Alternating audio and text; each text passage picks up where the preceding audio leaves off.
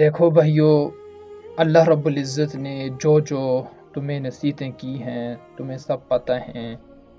اب ان نصیحتوں کو بلاؤ نہیں، ان نصیحتوں پر چل کر زندگی گزارو۔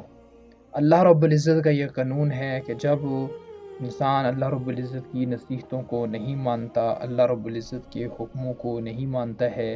تو پھر اللہ رب العزت اس انسان پر ہر نعمت کے دروازے کھول دیتے ہیں، اور وہ یہ سمجھنے لگ جاتا ہے کہ یہ اللہ رب العزت نے جو مجھے نعمتیں دی ہیں تو میں کوئی خاص ہوں، میں کوئی بڑا ہوں،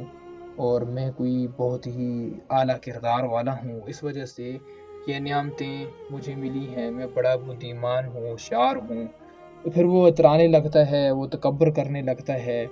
حالانکہ یہ اللہ رب العزت کے پکڑنے کا ایک انداز ہے۔ پھر اللہ رب العزت اچانک اس کو پکڑ لیتا ہے، جس کا نتیجہ یہ ہوتا ہے کہ وہ آدمی بالکل مایوس ہو کر رہ جاتا ہے اور تباہ و برباد ہو جاتا ہے۔